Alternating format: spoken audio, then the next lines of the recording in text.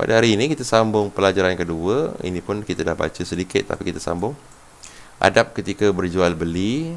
Apa itu jual beli? Jual beli membawa arti pertukaran sesuatu barangan dengan sesuatu yang lain. Seperti contohnya kambing ditukar dengan lembu. Bagaimana nak disukatnya? Iaitu 2 ekor kambing ataupun 7, 3 ke 4 ke 5 ditukarlah dengan seekor lembu. Menurut Imam Nawawi dalam kitab Al-Majmu' berkata, jual beli adalah pertukaran harta dengan harta untuk dimiliki kepada orang lain yang melibatkan pembayaran. Pertukaran itulah pembayaran yang setara dan senilai. Kalau tukar benda yang sama, boleh tidak? Contohnya gula dengan gula, emas dengan emas. Jawapannya boleh, dengan syarat mestilah sukatan yang sama. Kalau melebihi, maka dia dah dikira sebagai riba. Ini adab-adab sebagai kita nak melakukan jual beli. Dalil adab jual beli. Dalil adab jual beli seperti berikut. Firman Allah Subhanahu wa taala, Bismillahirrahmanirrahim. Ya ayyuhallazina amanu la ta'kulu amwalakum bainakum bil batil illa an takuna tijaratan an taradin minkum wa la taqtulu anfusakum innallaha kana bikum rahima. Surah An-Nisa ayat 29.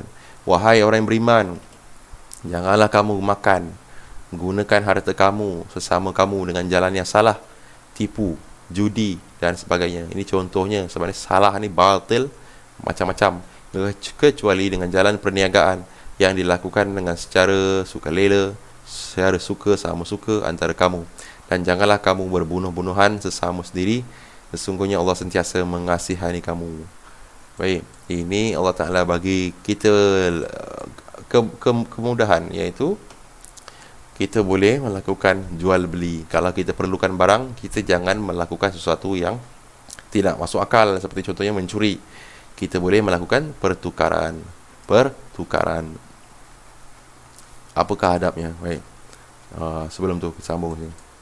Daripada hadis 2 daripada Abu Sa'id radhiyallahu an berkata, telah bersabda Rasulullah sallallahu alaihi wasallam, at-tajirus saduq al-amin ma'an nabiyyin was-siddiqin wasyuhada. Riwayat Imam Al-Bukhari. Artinya, para peniaga yang jujur dan amanah akan ditempatkan bersama dengan para nabi, siddiqin dan syuhada dalam syurga. Maknanya, peniaga-peniaga yang jujur ini memang adalah tinggi tahapnya.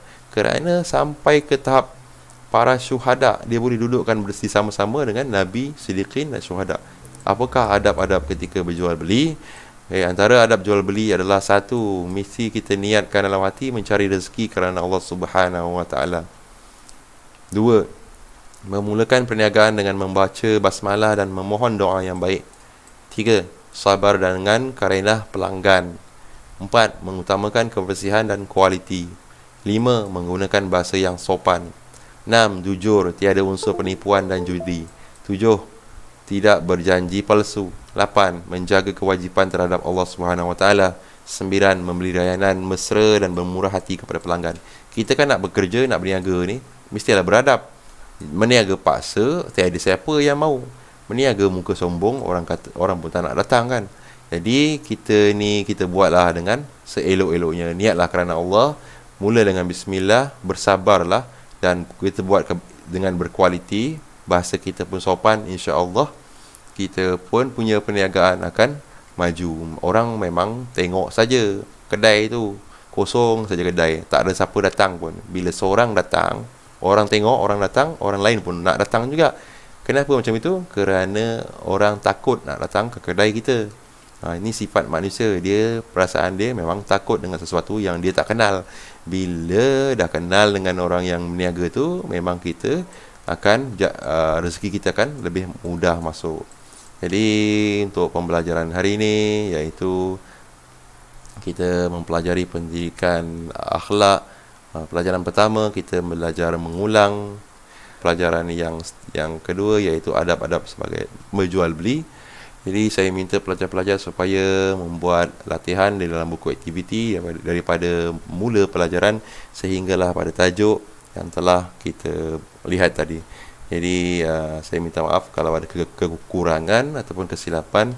Jadi sudahi dengan wassalamualaikum warahmatullahi wabarakatuh. Kita berjumpa lagi pada masa akan datang.